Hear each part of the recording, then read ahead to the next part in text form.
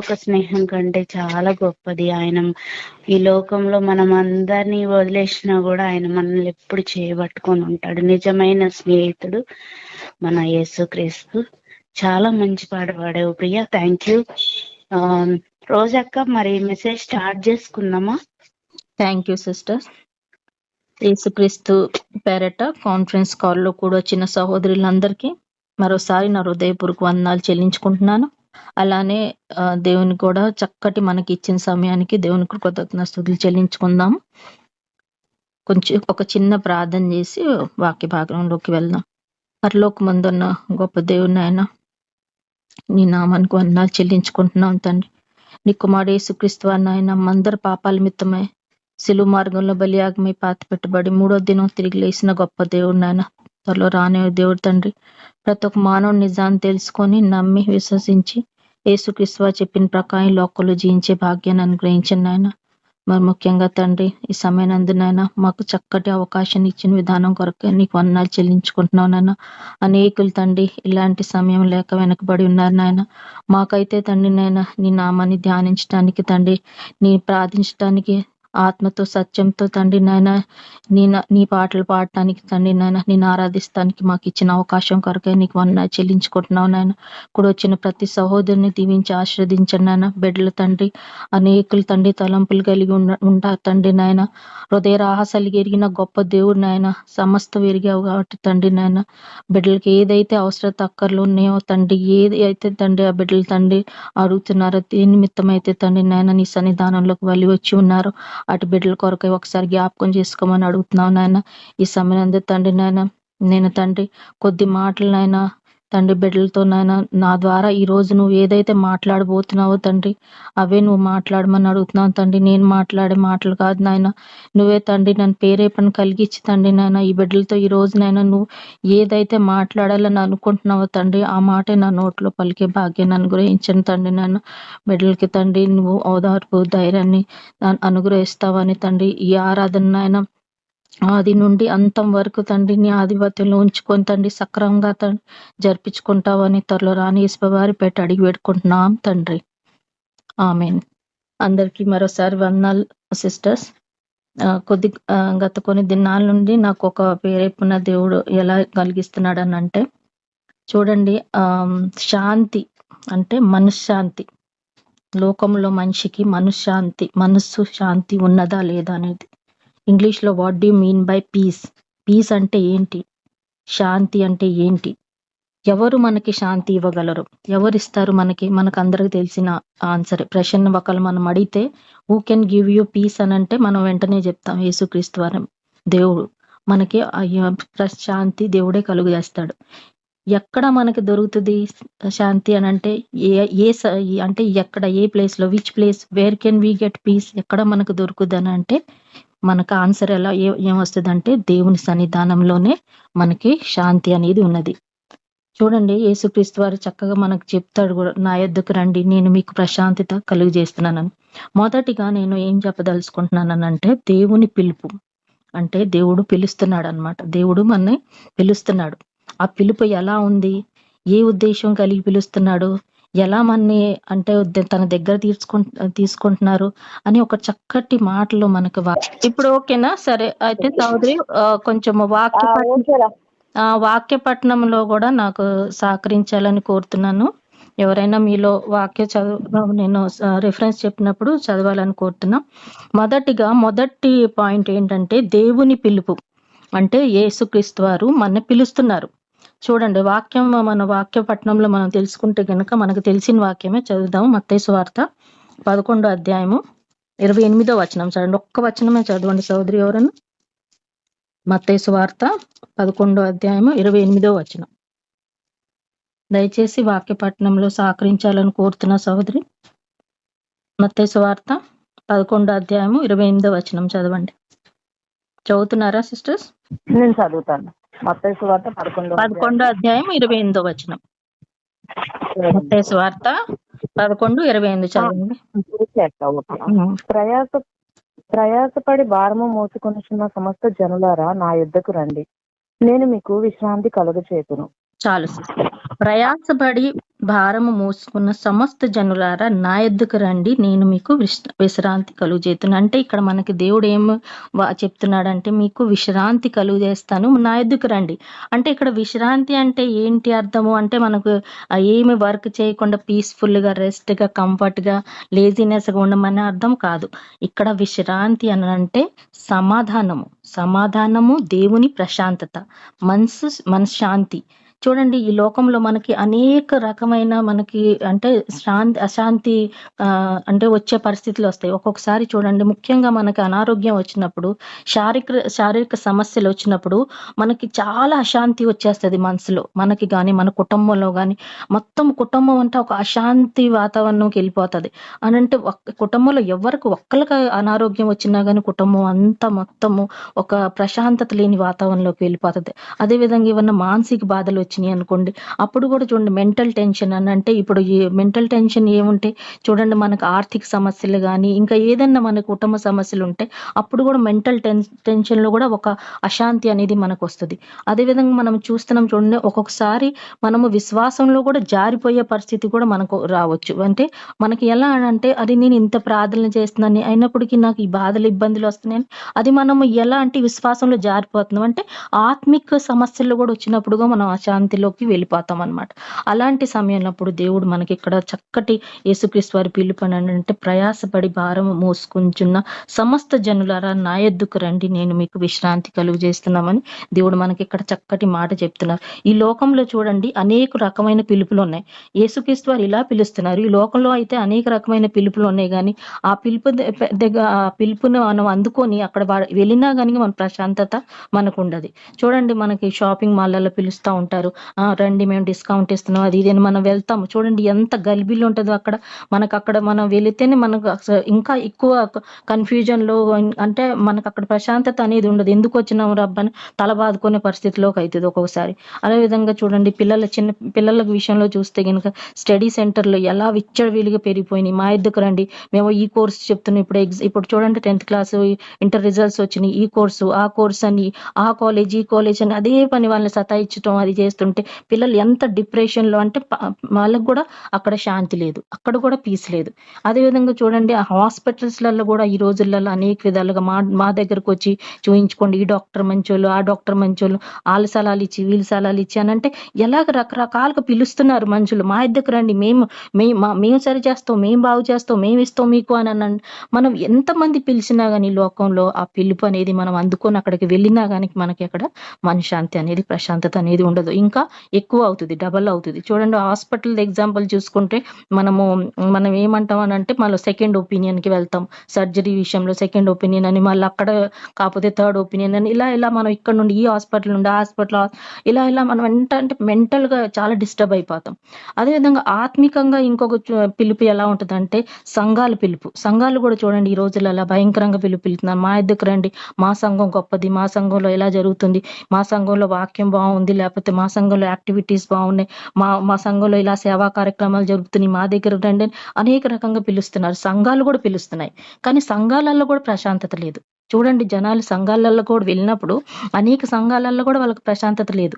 కానీ సత్యమైన వాక్యం ఎక్కడైతే వాళ్ళు తెలుసుకుంటారో అక్కడికి వెళ్ళినప్పుడు వాళ్ళు దేవుని వైపు చూసి ఆ సంఘానికి వెళ్తారు, కానీ మనుషుల వైపు చూసి వెళ్ళరు. ఇక్కడ యాక్టివిటీస్ బాగున్నాయి, లేకపోతే ఇక్కడ అయ్యగారు మంచిగా ఉన్నారు, అయ్యగారు మంచిగా మనకి అంటే సహకరిస్తున్నారు, లేకపోతే అయ్యగారు మనకు ఫైనాన్షియల్ సపోర్ట్ చేస్తున్నారు, మన సంఘస్థులను ఆదుకుంటున్నారు అని వెళ్ళాలి అనే ఉద్దేశంతో వెళ్ళినా కానీ అక్కడ మెంటల్ పీస్ అనేది ఉండదు. సత్య వాక్యం ఎక్కడుందో అది తెలుసుకొని మనం వెళ్తే అది నిజమైన సంఘం. అంటే ఈ లోక సంబంధమైన పిలుపు గురించి నేను జస్ట్ మీకు ఎగ్జాంపుల్ రూపంలో చెప్తున్నా. ఈ లోకంలో ఎవరు పిలిచినా గానీ, మనం ఎవరి దగ్గరికి వెళ్ళినా గానీ మనకి శాంతి ప్రశాంతత అనేది రాదు. కేవలం మనం దేవుని దగ్గరికి వెళ్ళినప్పుడే, దేవుని సన్నిధానంలోకి మనం ఉన్నప్పుడే మనకి ఆ శాంతి ప్రశాంతత అనేది వస్తుంది. ఒకసారి మనం ఇంకొక వాక్యం చూద్దాము. మనకి అన్ని తెలిసిన వాక్యాలు నేను రాసిన యోహాను సువార్త 14వ అధ్యాయము 1వ వచనం చదవండి సహోదరి. యోహాను సువార్త 14:1 చదువుతున్నారా? మీ హృదయమును కలవరపడనీయకుడి, దేవుని యందు విశ్వాసం ఉంచుచున్నారు, నా యందును విశ్వాసం ఉంచుడి. నా యందును. చూడండి, మొదటి మాట మీ హృదయముని కలవరి పడనీయకుండి. అంటే మనము మన హృదయంలో చాలా రకరకాల ఆలోచనలు, కలవరి, గడబడి ఇవన్నీ రానీయకుండొద్దు.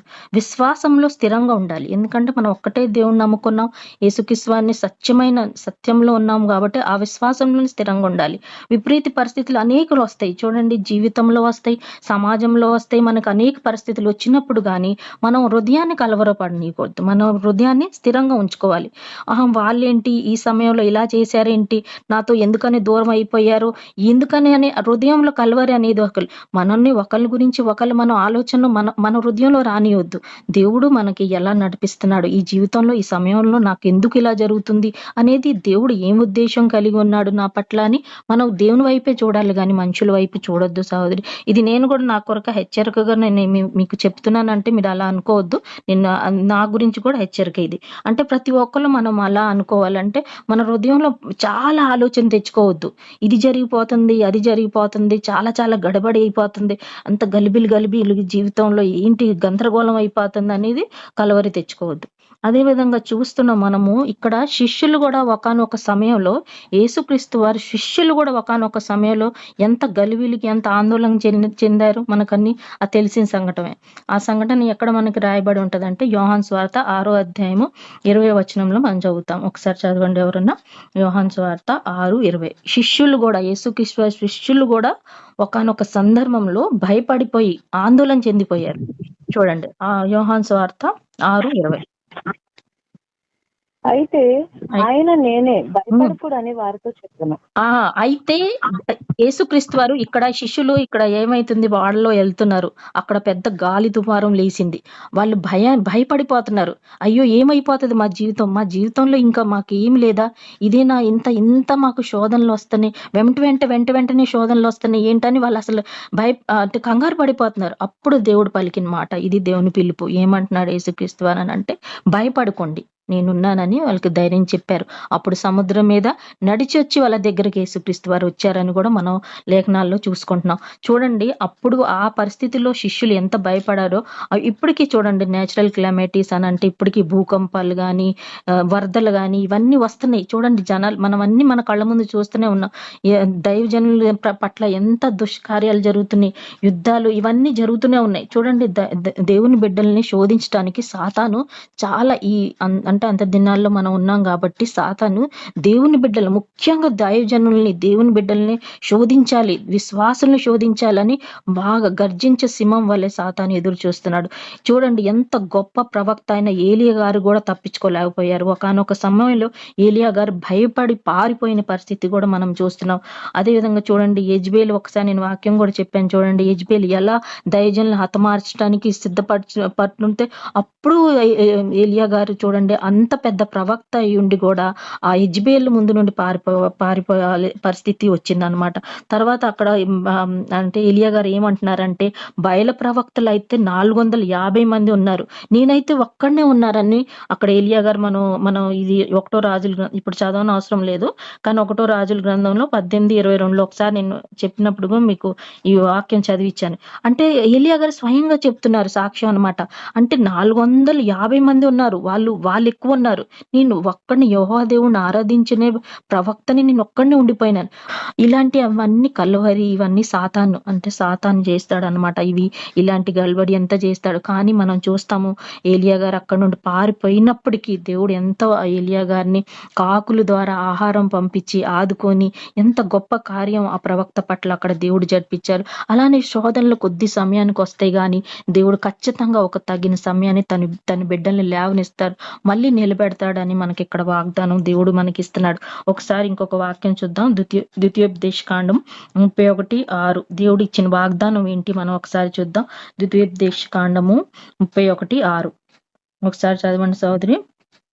ద్వితీయోపదేశ భయపడు, వారిని చూసి దిగులు పడకుడి, వారిని చూసి దిగులు పడకూడి, నీతో కూడా వచ్చేవాడు నీ దేవుడైన యెహోవాయే, నీతో కూడా వచ్చిన చదవండి సోదరి. ఆయన నిన్ను విడువడు, నిన్ను ఎడబాయడు. ఈ వాక్యం మనం గుర్తుపెట్టుకోరు. ఆయన నిన్ను విడవడు, ఎడబాయడు. నీతో కూడా వచ్చి దేవుడు అంటే మనతో దేవుడు ఉన్నాడు కాబట్టి ఆయన నిన్ను విడవడు, ఎడబాయడు. అండ్ మనకి ఈ వాగ్దానం, ఈ వాగ్దానం పట్టుకొని మనం జీవించవచ్చు. మనకి ఎక్కడ ప్రశాంతత అంటే మనకి కొంచెమన్నా కలువరి ఆందోళన చెందినప్పుడు నా దేవుడు తోడుగా ఉన్నాడు, నన్ను విడవడు, ఎడబాయడు అని మనకి ఈ వాగ్దానం అనేది మనకి అంటే మనం ఎప్పుడు మనసులో ఈ వాగ్దానం తెలుసుకోవాలి. రెండోది ఏంటనంటే యేసుక్రీస్తు వారి గురించి ఇక్కడ అంటే యేసుక్రీస్తు శాంతి స్వరూపి. యేసుక్రీస్తు ఏంటనంటే శాంతి స్వరూపి. ఆయన శాంతి స్వరూపి కాబట్టి మనం ఆయనలోనే జీవించాలి. యేసుక్రీస్తు వారిని మనం ఆయన జీవితాన్ని మనం తలుసుకుంటే గనక యేసుక్రీస్తు వారు కూడా ఎన్ని శోధనలు సహించాడే, కానీ అయినప్పటికీ చూడండి ఎన్ని పరిస్థితుల్లో వచ్చినా కానీ ఎంత శాంతి స్వరూపంగా ఉన్నాడు, ఆయన ఎంత తగ్గింపుగా ఉన్నాడు, అందరినీ క్షమిస్తున్నాడే, ఆయనకి ఎంత మంచి అని మనకి ఆయన ఏంటి మనది రెండో పాయింట్ ఏంటంటే యేసుక్రీస్తు శాంతి స్వరూపి. యోహాను సువార్త 16:33 ఒకసారి చూడండి సోదరి. యోహాను సువార్త ఫాస్ట్ రిఫరెన్స్లు చెప్పేస్తాను. యోహాను సువార్త 16:33. నా యందు మీకు సమాధానం కలుగునట్లు ఈ మాటలు మీతో చెప్పుచున్నాను. లోకములో మీకు శ్రమ కలుగును, అయినను ధైర్యం తెచ్చుకొనుడి, నేను లోకమును జయించి ఉన్నాననెను. నేను లోకముకి చూడండి యేసుక్రీస్తు వారు ఇక్కడ ఏ మాట చెప్తున్నారంటే నా యందు సమాధానం అంటే యేసుక్రీస్తు వారు అంటే మనకు సమాధానం ఉంది. కానీ ఈ మాట ఎందుకని అంటున్నాడు? ఎందుకన్నారంటే దేవుడు ఈ లోకాన్ని జయించి ఉన్నాడు కాబట్టి. మనకు అందరికి తెలిసింది యేసుక్రీస్తు వారు చనిపోయి సమాధి అయి మళ్ళీ తిరిగి లేచారు, పునరుద్ధానం అయ్యాడు, ఈ లోకాన్ని జయించాడు కాబట్టి మనకి మనం భయపడే అవసరం లేదు. చూడండి 120 దేశాలల్లో క్రైస్తవులు యేసుక్రీస్తు వారి పేరు మోగుతుంది. అందరికీ యేసుక్రీస్తు వారు అన్ని దేశాలల్లో యేసుక్రీస్తు వారి గురించి ఆయన జీవిత చరిత్ర గురించి తెలుసుకుంటున్నారు. ఇంకా చాలా మంది ఆయన గురించి తెలుసుకుంటానికి సువార్త ఇంకా ప్రకటించబడుతుంది అనేక ప్రాంతంలో. ఎందుకంటే ఆయన జీవితం అలా, ఆయన శాంతి స్వరూపి కాబట్టి ఆయన గురించి మనం ఎంత అంటే ఆయన జీవితాన్ని మనం తెలుసుకుంటే గనక మన జీవితాల్లో కూడా శాంతి సమాధానం అలానే మనకి అంటే మనకు అలానే చేస్తాడు దేవుడు. కాబట్టి మనము యేసుక్రీస్తు వారి స్వభావాన్ని మనం చూడాలి. అదేవిధంగా ఇంకొకసారి మనం ఇంకొక వాక్యం చూసుకుంటే పౌలు గారు కూడా ఇక్కడ మనకి కొలిసీలో ఏం రాస్తున్నారు అని అంటే కొలిసీలకు రాసిన పత్రిక 3:15 ఒకసారి చూడండి. అపోస్తులైన పౌలు గారు కూడా మనకి సమాధానం గురించి ఇక్కడ మాట్లాడుతున్నారు. కొలిసీలకు రాసిన పత్రిక సమాధానము క్రీస్తు అనుగ్రహించే సమాధానము మీ హృదయములలో ఏలుచుండనీయుడి, అందుకొరకే మీరొక్క శరీరంగా పిలువబడితే. మనము ఒక్క శరీరంగా పిలువబడ్డాం కాబట్టి మనం సమాధానం కలిగి ఉన్నారు. ఎందుకనంటే మనకే సమాధానం లేకపోతే మనం ఇతరులకి ఏం చెప్తాం? మనలోనే మనకు సమాధానం ఉండేది. ఒకరి మీద ఒకరిని మనము నిందించుకుంటా, ఒకరి మీద ఒకరు దోషారోపణలు చేసుకుంటా, లేకపోతే వాళ్ళు చేసే క్రియలు మనకు నచ్చక, మనం చేసే క్రియలు వాళ్ళకు నచ్చక, ఇలా మనం చేస్తుంటే మనలో సమాధానం లేకపోతే మనం ఏక శరీరంగా పిలువబడిన వాళ్ళు ఎలా అనబడతాం? మనం ఏక శరీరం ఎప్పుడయ్యాము? ఎప్పుడైతే మనం అందరం ఒకే నామంలో యేసుక్రీస్తు నామంలో బాప్తిసం తీసుకొని ఒక్క దగ్గర ఒక సంఘంలో చేర్చబడినప్పుడు మనం అన్నో పిలువబడిన బిడ్డలం కాబట్టి, ఒకే విశ్వాసంలో ఉన్నాం కాబట్టి మనం అందరం సమాధానం కలిగి ఉండాలి. హృదయంలో మన సమాధానం కలిగి ఉండాలి. అదేవిధంగా పౌలుగా ఇంకొక మాట ఏం చెప్తున్నాడు? రోమిలకు రాసిన పత్రిక 5:1 ఒకసారి చదవండి సిస్టర్. రోమిలకు 5:1 5వ అధ్యాయం 1వ వచనం. కాబట్టి విశ్వాస మూలమున మనము నీతివంతులుగా తీర్చబడి మన ప్రభువైన యేసుక్రీస్తు ద్వారా దేవునితో సమాధానం కలిగి ఉండము. దేవునితో సమాధానం కలిగి మనం ఎందుకని సమాధానం కలిగి ఉండాలి? ఎందుకనంటే మనం విశ్వాస మూలంగా నీతిమంతులుగా తీర్చిదిద్దబడ్డాం కాబట్టి మనము యేసుక్రీస్తు ద్వారా దేవునితో సమాధానం కలిగి ఉండాలి. అంటే ఇప్పుడు మనం ఇందాక శాంతి స్వరూపి అని అనుకున్నాం. యేసుక్రీస్తు శాంతి స్వరూపి అయినప్పుడు మనలో కూడా సమాధానం ఉండాలిగా. మనం కూడా అలానే ఒక్కొక్క సహోదరుని పట్ల సమాధానం కలిగి ఉండాలి, సంఘం పట్ల సమాధానం కలిగి ఉండాలి, దైవజనుల పట్ల మనం సమాధానం కలిగి ఉండాలి. అలానే మనం ఎందుకనంటే మనం అంటే ఆల్రెడీ దేవుడు మన నీతిమంతులుగా ఎలా తీర్చిదిద్దాడు అని, ఎందుకంటే మన విశ్వాసము ఒక్కటి కాబట్టి మన నీతిమంతులుగా దేవుడు తీర్చిదిద్దాడు. ఇక్కడ విశ్వాసం గురించి మనం తెలుసుకుంటే గనక పూర్ణ విశ్వాసం ఉండాలి. అల్ప విశ్వాసమయులకు ఎప్పటికైనా సమాధానం అనేది రాదు. ఆందోళన వస్తుంది, వాళ్ళలో గలిబిలి వస్తుంది, వాళ్ళకి కలవరి అనేది వస్తుంది, హృదయం కలవరి పడిపోతా ఉంటది. కానీ ఇక్కడ మాట్లాడేది ఏంటంటే పూర్ణ విశ్వాసం గురించి. గురించి. నీకు పూర్ణ విశ్వాసం మనకి కానీ దేవుని యందు ఉంటే మనకు ఖచ్చితంగా మనకు సమాధానం అనేది ఉంటది. సో మనకి ఏంటంటే చూడండి, ఈ రోజులలో అయితే భయంకరమైన మనకి ప్రశ్నలు వస్తున్నాయి, అంటే మనకి ఆలోచనలు వస్తూ ఉంటాయి. అంటే మనం మానవ శరీరంలో ఉన్నాం కాబట్టి మనం ఆలోచన చేస్తూ ఉంటాము, భవిష్యత్తు ఏంటి, ఇప్పుడు పరిస్థితులు ఎలా ఉన్నాయి, భవిష్యత్తులో మన బిడ్డలకి ఏం జరిగిపోతుందో, క్రైస్తవుల మీద ఎంత దాడులు జరుగుతున్నాయి, ఎంత హింసలు ఉన్నాయి అని, మన బిడ్డలు ఎలా సమాజంలో రేపొద్దున బతుకుతారు, వాళ్ళు పాపం వాళ్ళకి స్వేచ్ఛ ఉంటుందా లేదా అని మనకు అనేక విధాలుగా మనకు ఆలోచనలు ఇవన్నీ మనకి కలుగుతూ ఉంటాయి మనసులో. కానీ దేవుడు ఏమంటున్నాడు అంటే, నేను సమాధానం కర్తని, నేను అన్ని విషయాల్లో నిన్ను నడిపిస్తున్నా, నీ కుటుంబాన్ని బిడ్డలను కూడా నడిపిస్తాను, నువ్వు ధైర్యంగా ఉండు అని దేవుడు మనకు ఒకటే మాట చెప్తున్నాడు. అదేవిధంగా ఇంకొక సమాధానం కర్తకి మనం ఇంకొక మాట మనం చూద్దాము. రోమిలికి రాసిన పత్రిక 16:20 ఒకసారి చదవండి సహోదరి. 16వ అధ్యాయము 20వ వచనం. 16వ అధ్యాయం 20వ వచనం. సమాధానకర్తయగు దేవుడు సాతానును నీ కాళ్ళ కింద శీఘ్రంగా చితుక త్రొక్కించును. శీఘ్రంగా మనకి ఆయన సమాధానం కర్త కాబట్టి అని సాతాను ఎంత గలిబిలి చేసినా గానీ మనకి భయము, ఆందోళన ఇవన్నీ మనకి ఎంత మన హృదయంలో రావడానికి ప్రయత్నం చేసినా గానీ త్వరలోనే సాతాన్ని దేవుడు మన కాళ్ళ పాదాల కింద తీసుకొచ్చి తొక్కబోతున్నాడు. కాబట్టి ఆ ధైర్యంతో మనం ఉండాలి. కానీ మనము ఆ సాతానికి అంటే చింగులో చిక్కుకోకుండా మనం ధైర్యంగా దేవుడు ఇచ్చిన మాటలు పట్టుకొని ముందుకెళ్ళాలి. చూడండి సంఘాలలో కూడా ఎన్నో ఈ రోజులలో చూడండి దైవజనుల మీద హింసలు జరుగుతున్నాయి. ఎందుకంటే సంఘాలలో జరబడింది ఇప్పుడు సాతాను. ఇప్పుడు ఏంటంటే ఇప్పుడు సంఘంలో జరబడి దైవజనులలో వాళ్ళని హింసించి వాళ్ళని ఏదన్నా మనం అదే అంటే ఇబ్బంది పెడితే సంఘం అంతా చెడిపోతుంది, సంఘంలో ఉన్న విశ్వాసులు చెడిపోతారు, అటు ఇటు చెదిరిపోతారు అని తన ఆలోచన అనమాట, సాతాను ఆలోచన. అందుకని మనం అలాంటి సాతాను అంటే దానికి చిక్కుకోకుండా మనం జాగ్రత్త పడాలి. అంటే చూడండి మనకు అందరికి తెలిసిందే, ఒక సంఘ కాపరి అని అంటే ఒక గొర్రె అంటే ఏమంటారు, ఒక మందకి కాపరి అనమాట. గొర్రెల కాపరి అని అంటే యేసుక్రీస్తు వరకు తన గొర్రెల కాపరి అని అనుకున్నారు. ఎందుకంటే ఆయన విశ్వాసులను అందరినీ నడిపించేవారు. అలానే ఒక సంఘానికి ఒక కాపరి అని అంటే ఆయనకి బాధ్యత అనేది ఉంటుంది. ఒక సంఘాన్ని బట్టి సంఘంలో ఉన్న బిడ్డలందరి బాధ్యత ఆయన బట్టి ఆయనకు ఉంటుంది. అంటే ఆయన ఒక్కడే కావచ్చు, 2-3 దైవజనులు కూడా కావచ్చు, ఒక్కలే అని కాదు, దైవజనులు సంఘాలు 2-3 కూడా ఉంటారు కాబట్టి వాళ్ళది బాధ్యత. అయితే సాతాను ఏం చేస్తుంది, వాళ్ళని ఎలా అయినా వాళ్ళ ఆరోగ్యం దెబ్బతీయాలి, వాళ్ళకి అంటే దేవుని వాక్యం చెప్పకుండా వాళ్ళని దూరం పరచాలి, లేకపోతే వాళ్ళకి ఏదన్నా కుటుంబ సమస్యలు కానీ సంఘ సమస్యలు కానీ ఏదో ఒకటి ఎవరో ఒక ద్వారా వాళ్ళని చెదిరిపోవటానికంటే సంఘం చెదిరిపోవటానికి, విశ్వాసులు చెదిరిపోవటానికి ఫస్ట్ దెబ్బ కొట్టేది దైవజనుల మీద. సాతాను దైవజనుల మీద దెబ్బ కొట్టడానికి ప్రయత్నం చేస్తుంది. ఇక్కడ నేను ఒక ఎగ్జాంపుల్ మీకు చెప్తాను. కరోనా టైంలో మాకు కూడా కొన్ని సంఘాలు ఉన్నాయి, మీలో చాలా మంది తెలుసు కదా. కరోనా టైంలో కోడూరులో మాకు ఒక సంఘం ఉంటుంది. అంటే కోడూరులో మాకు ఒక సంఘం ఉంది. ఆ టైంలో ఆ దైవజనుడు కరోనా టైంలో కోవిడ్ వచ్చి సోమయ్య గారు, ఆయన ప్రీచర్ సోమయ్య గారు అక్కడ చనిపోయారు. చనిపోతే అప్పుడు కోవిడ్ వచ్చి చనిపోయిందిగా, అయ్యగారికి కోవిడ్ వచ్చిందని ఇంకెవరు వస్తారు, భయపడిపోయారు. అసలు ఎవరు అంటే అప్పటికి చాలా సంఘాలు మూతబడినాయి. కానీ తర్వాత కూడా కొన్ని దినాల వరకు అసలు ఆ సంఘం ఇంకా తాళం వేయబడింది. అంటే ఇక అయ్యగారు లేరుగా, ఇంకా సంఘం కూడా విశ్వాసులందరూ ఇక పాపం ప్రార్థన చేసి, ఆయన ఒక్కడే ప్రీచర్ అనమాట. ఇంకా కొన్ని సంఘాలు ఇద్దరు అసిస్టెంట్ ప్రీచర్స్ కూడా ఉన్నారు, కానీ అక్కడ ఆ సంఘంలో లేరు. అయితే ఆయన చనిపోయినాక అప్పుడు నేను ఒక రోజు అనుకోకుండా వెళ్తే నాకు ఆ సంఘాన్ని చూసి చాలా బాధేసింది. మొత్తం సంఘం అంతా బూజు పట్టిపోయి అంతా అసలు లోపల ఏం పరిస్థితి బాగాలేదు, కింద అంతా దుమ్ము ధూళి, అంటే మొత్తం క్లీనింగ్ లేక కూడా. అయితే నాకు చాలా బాధేసి అప్పుడు ఇంటి ముందే ఒక విశ్వాసురాలు ఉంటది, ఆ అమ్మాయిని పిలిచి నాన్న కొంచెం క్లీన్ చేస్తావా, నేను నీకు మనీ ఇస్తాను అంటే ఆ అమ్మాయి పలికిన మాటలు నాకు ఇప్పటికీ గుర్తుంది. అక్క, దేవుని కార్యం కోసం నువ్వు వచ్చి ఇక్కడ సంఘం ఆలయం ఓపెన్ చేయించి క్లీన్ చేపిస్తుంటే నీ దగ్గర డబ్బులు తీసుకున్నాక నిన్ను ఉచితంగానే చేస్తానక్క అని అమ్మాయి చక్కగా నాకు సమాధానం ఇచ్చినప్పుడు నా మనసు ఎంతో మంచి, అంటే నాకు చాలా ఆనందం వేసింది.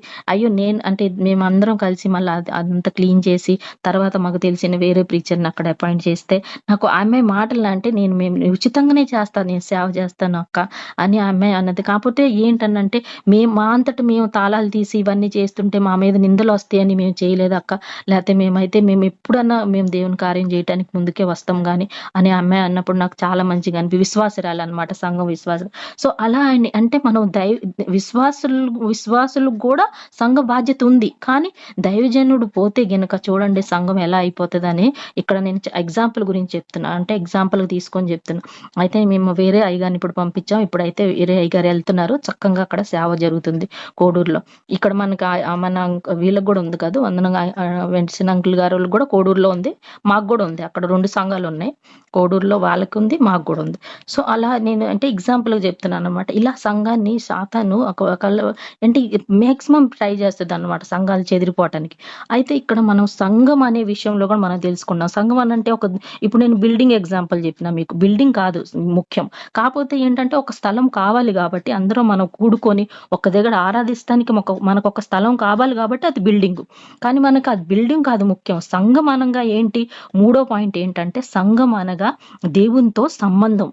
సంఘం అనగా దేవునితో సంబంధం.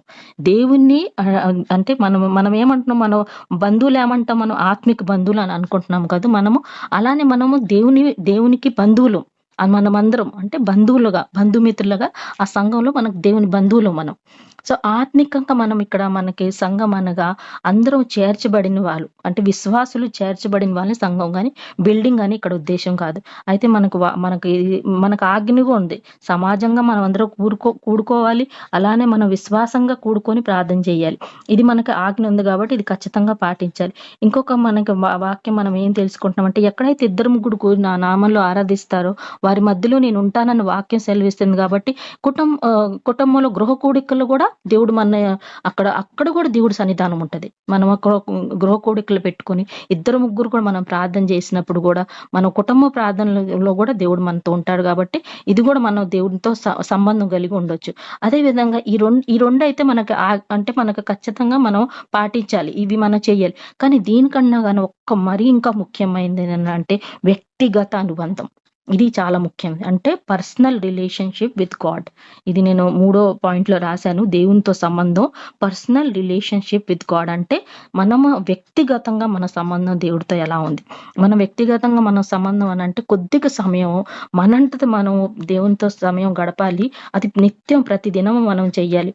చూడండి, బైబిల్ మనం ఒక్కొక్కసారి చదువుతాం, కానీ మనకు ఒక్కొక్కసారి హడావుడిలో చదువుతాం. అలా హడావుడిలో చదివేదానికన్నా అది మనకి ఏమి ఎక్కదో, మనకు అర్థం కూడా కాదు. సమయం తీసుకొని మనం బైబిల్ చదవాలి. చక్కగా మనం బైబిల్ చదివినప్పుడు మన జీవితంలో జరిగేవన్నీ బైబిల్లో ఉన్న వాక్యాలు కానీ పదాలు కానీ రిలేట్ చేసుకోవాలి. మనకి ఏం జరుగుతుంది, మన జీవితంలో ఎలా జరుగుతుంది అనేది మనం రిలేట్ చేసుకొని ఆ సంబంధం కలిగి దేవుడు మనతో ఏం మాట్లాడుతున్నారు. మనము దేవునితో ప్రశ్నించే అధికారం కూడా ఉంది. అంటే అధికారం అని అంటే మన డిమాండింగ్ కాదు, అంటే ఇలా జరుగుతుంది ఏంటి, ఎందుకు ఇలా జరుగుతుంది అన్నప్పుడు మన తండ్రితో ఎలా మాట్లాడతాం, మన సంభాషణ అంటే కన్వర్జేషన్ ఎలా చేస్తాం, ఏదో ఒకటి ఒక్కొక్కసారి మనకి ప్రశ్న కూడా వేస్తాం కదా ఎందుకు అని. అలా కూడా మనం దేవునితో సంభాషణ పర్సనల్ గా మనం కొద్ది సమయం దేవుడితో గడిపి దేవుని ప్రశ్నించే మనకు హక్కు ఉంది, అంటే అధికారం ఉంది. దేవుడు అప్పుడు మనకి దేవుడు సమాధానం ఇస్తాడు. వాక్యం ద్వారా మనతో మాట్లాడతాడు. దేవుడు వాక్యంలో మనకు సమాధానం ఇస్తాడు. ఇది బిడ్డ, నీకు ఈ జీవితంలో ఈ సమయంలో నీకు ఎలా జరుగుతుంది అని. అది మనకి దేవుడు సంబంధం కలిగి మనం దేవుడితో అలా పర్సనల్ గా మనం సంబంధం పెట్టుకోవాలి దేవునితో. అలా ఆ సమయం ప్రతి దినము మనం ఇది మరవకుండా ఈ కార్యం అనేది దేవునితో అంటే పర్సనల్ వ్యక్తిగత సంబంధం అనేది ప్రతి ఒక్కరి జీవితంలో చాలా అవసరమైంది. ఒకసారి మనము ఇంకొక వాక్యం చూద్దాము, లూకా సువార్త చూడండి. నేను ఈ వాక్యం ఎందుకు చదివిస్తున్నానంటే, యేసుక్రీస్తు వారు కూడా ఇప్పుడు నేను చెప్పాను చూడండి పర్సనల్ సంబంధం అని.